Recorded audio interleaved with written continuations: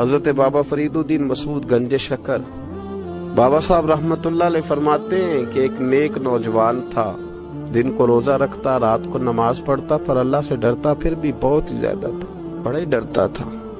موت کا وقت آیا تو ماں ہی تھی بس اس کی، تو ماں سے کہنے لگا اماں میری ماں ہے، میرے ساتھ 3 وعدے تو کر۔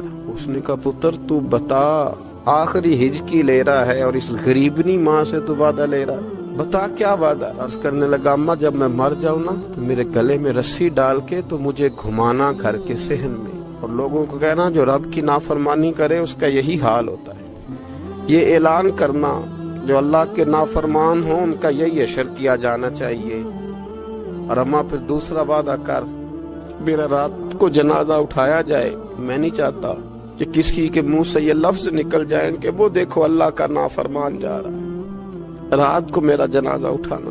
اور اماں تیسرا میرے ساتھ وعدہ کر کہ لوگ مجھے دفن کر کے آ جائیں گے تو میری قبر پہ چلی جائے گی۔ عمل میرے پاس کوئی نہیں، پر مجھے لگتا ہے ماں کے قدموں کی برکت سے عرش کا مالک بھی رحم فرمائے گا، اماں تو وعدہ کر۔ بابا صاحب رحمتullah علیہ فرمانے لگے کہ ماں بوڑھی ماں نے وعدہ کر لیا۔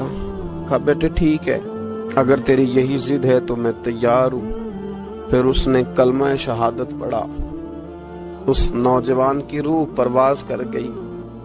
بوڑھی ماں نے رسی منگائی تو وَلِمَنْ خَافَ مَقَامَ رَبِّهِ جنتان، جو ڈر جائے، اس نے تو کہا تھا نا کہ رسی ڈال کے گھمانا اور کہنا یہ اللہ کا نافرمان ہے، اس کا یہی اشر ہونا چاہیے تھا۔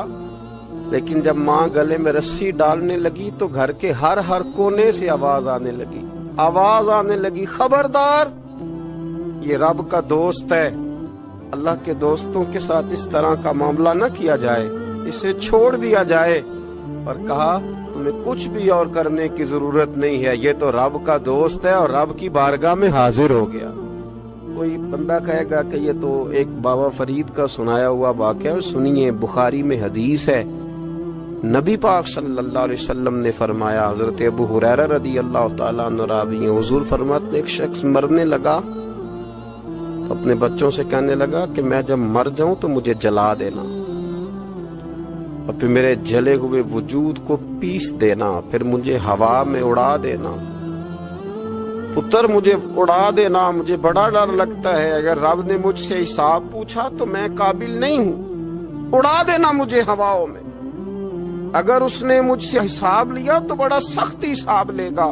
حضور فرماتے ہیں، بخاری میں موجود ہے، اس کے بچوں نے اسی طرح کیا، اس کے مرنے کے بعد اسے جلایا، ہوا میں اڑا دیا۔ اللہ کے محبوب فرماتے ہیں رب کریم نے حکم دیا زمین کو کہ اس کے ذرات کو جمع کرو، زمین نے ذرے جمع کیے، خدا نے حکم دیا تو اس کا وجود پھر سے اسی شکل میں آیا۔ تو رب کریم نے فرمایا یہ جو تو نے وصیت کی تو کیوں کی؟ اللہ جانتا ہے کہ نہیں جانتا؟ یہ کی تو کیوں کی؟ تو وہ پڑا، کہنے لگا اللہ میرے اندر تو طاقت نہیں تھی تیرے سامنے کھڑا ہو کے حساب دے سکوں، تجھے منانے کے لیے تیرے خوف سے ڈر گیا، میں ڈر گیا۔ اگرچہ ہمارے بزرگوں نے لکھا ہے کہ آج یہ وصیت کرنا، اس رنگ میں یہ طرز اختیار کرنا درست نہیں، لیکن آپ غور فرمائیے کہ نبی پاک علیہ السلام فرماتے ہیں جب اس نے کہا نا اللہ تجھ سے ڈر کے یہ کیا، تو رب کریم نے فرمایا جا پھر میں نے تیری مغفرت کر دی، کیونکہ اللہ کو پتا تھا یہ دل سے بات کر رہا ہے۔